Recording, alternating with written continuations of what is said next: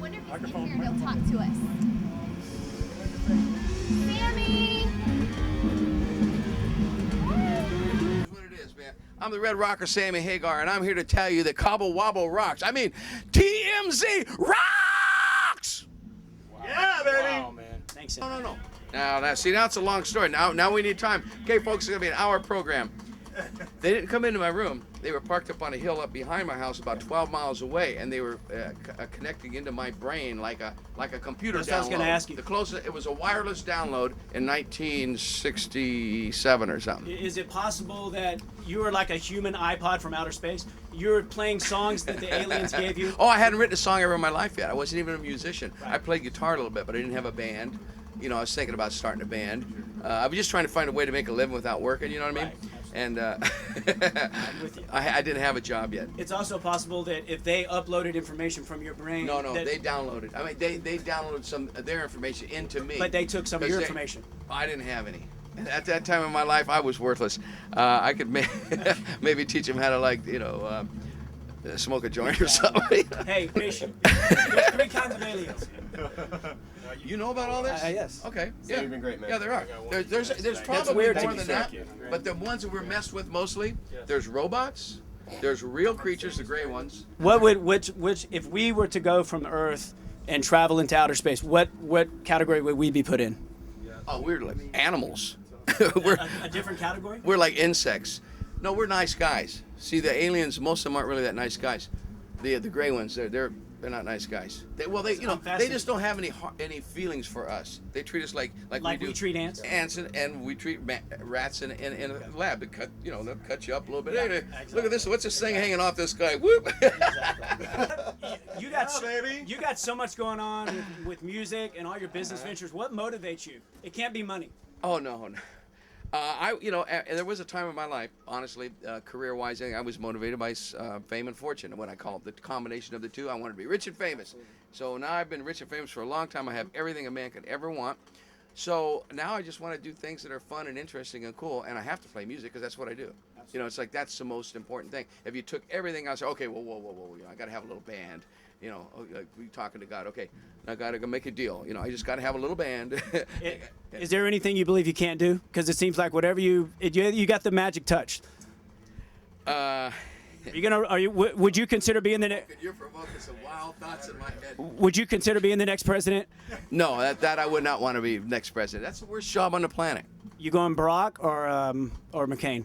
Oh, I would never tell you on a thing like that. I'm going to vote for the best man. I think we have 2 pretty intelligent candidates right now, and they both are totally, completely different. Right now, this world, and mainly this country, is at a huge crossroads. And I'll just say negatives about both. I'm not sure Barack is going to be able to do all the changes he says he's going to do. It sounds good, but let him get in there and find out, like everybody else, nothing gets done, or not as much as you want to do. And Kane, I think he's too attached to the old-time version of politics, so I'm not completely happy about either one of them. But I have a new policy, and that's I'm not going to wait for the president, a new election, and have a new president that's going to change my world. Let's get together and help all the people in our community so we can all have a decent life, people without Medicare and things like that. Us people that are more fortunate can help like that, and if you wait for the president to do it, people will be dying right and left in between because they take a long time to get things done. So that's my negative thing about the presidency. Gotcha. Hey, let me switch gears one second. Were you surprised that... I should run. Were you surprised that the last version of Van Halen made it a whole tour? I swear, I had money. I lost more money on that tour than I've ever lost in Vegas. The pull-off is the most cheating way to play fast, and it's awesome. And Eddie even cheated more by doing a pull-off and a hammer. So you get 1, 2, 3, 4 notes out of 1.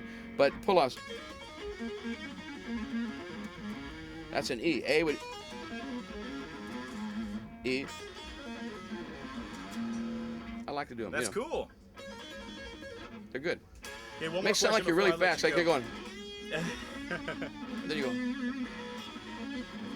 That's awesome, dude. Band. Any truth to the rumors that Billy Gibbons is going to jump up on stage tonight? Billy Gibbons, I have no idea if he's in town, but if he was, he would, because Billy Gibbons just sang a duet with me on one of my new songs on my new album, a song called Switch on the Light. And Billy goes, "Why don't you get yourself up off the couch one time and switch on the light?" Say, hey, you always invite. You always invite musicians to come up on stage. You don't care who they are. You bring them up. Kid Oh, Rock. I care who they are. Hold on. Well, you bring everybody. I don't up. bring the weatherman up there. You know.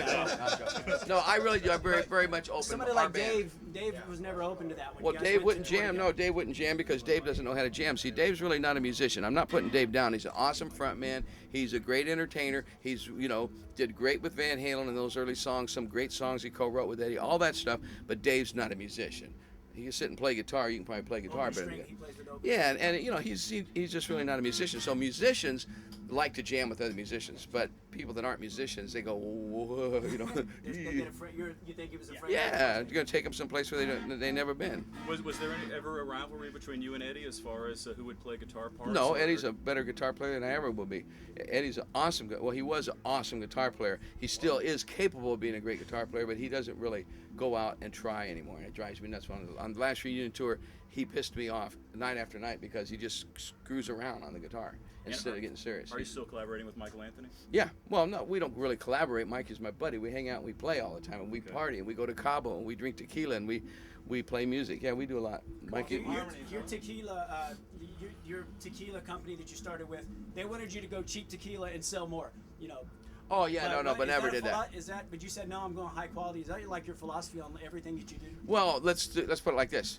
I think I have good taste in music, in my cars, in women, in my food, in the booze I drink. I drink fine wines. I don't drink garbage. I don't eat garbage. If there's nothing but fast food, I don't eat. If it's some food that don't taste good, I don't eat it just to get full. I don't drink just to get high. So I'm a quality kind of person. And my tequila, I'm saying I'm not going to make something I wouldn't want to drink. I'm out to make the best tequila in the world, not be the biggest company in the world. And It's not about the money. No, it's plenty big. No, there's plenty of money on this level. It's crazy money, but it's not stupid money, I guess, because I'm satisfied with the amount of money with this, and I just wouldn't make an inferior product. And that's why I don't make wine. Everybody says, well, why don't you make wine? I go, because I would never make an inferior product. There's guys out there, Romani Contis, Riesborgs, and Latache, and Cheval Blancs, and things like that are great, fantastic wines that I could never compete with that, but I can compete with Cuervo and the boys. You know what? We never. I can kick their butt. We never see you in the tabloids. Nobody ever has any dirt on you. What's the deal with that? I don't do anything wrong. Nothing major. Have you seen the TMZ show? The show TMZ where they catch celebrities going to Burger King and ordering hamburgers. Well, you won't catch me doing that. You might catch me at Emerald's restaurant in Vegas or something, or you might catch me at Mario Batali's Babbo or something like that. But you're not going to catch me at the Burger King. First of all, my Ferraris can't go up the curb. They won't make it through the drive-through. That's awesome. Do you think bands up and coming today are less talented than your peers back 20 years ago? No, not at all. No. They just, when you look at, the problem is that rock and roll's been around so long, you got guys that are seasoned and so good at what they do that these new young kids that are coming up, you're going, oh, well, he ain't as good as Eddie Van Halen or something, right? Or, Joe Satriani, these guys that are masters. They've been doing it for 30, 40 years, to where these young kids that are coming up, they're going to be that good. And they're just, I love the art that's going on right now. There's bands like, there's a band right out of here called Bo Jones, right out of Houston here. And they got just released their album, I think, like today or something. And they're awesome. Their songs are killing. They're like the Beatles or something, We don't see like the up and coming Sammy Hagar. We don't see solo artists emerging like they used to. Well, solo artists got to be in a band first, and then you quit the band and become a solo artist. You don't just become a solo artist, out of the box, man. You got to get famous with it. You got to use other people, to get, No, it's not as fun being a solo artist, quite honestly. When you're 20 years old, 19 years old, your best bet is to go out and play with the best people you can play with, and get their input and collaborate, because no one's a 19-year-old, 16-year-old genius where they can write all the songs and tell everybody what to play. That, you have to do that with a lot of seasonings. I don't recommend being a solo artist out of the box. Except being the solo artist now is good compared to being in an established band, basically because, like you said, I read before, you said you don't have to split everything 4 ways. Basically, I give you my call the band shots. all the money. What are you talking about? Come on, mine for us, man. We're having to run him Ronnie Montrose is around, live and kicking. We just played Montrose, Denny Carmassi, myself, Bill Church, and Ronnie Montrose just did a reunion at the Tahoe Wabo in Lake Tahoe at my show we do every year up there in the summer. What was it, Mona? August 9th, we did it, and we opened the show for my band. And I went out and opened with Montrose. I wore like long. Rock candy, dude? Yes, sir, we did. Wait, look, we only had 8 songs, man.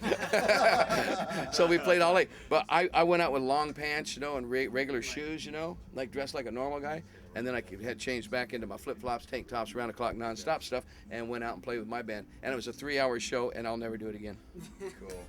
Sammy Hagar, the legendary Red Rocker. You can't drive 55. All right. Yeah, baby.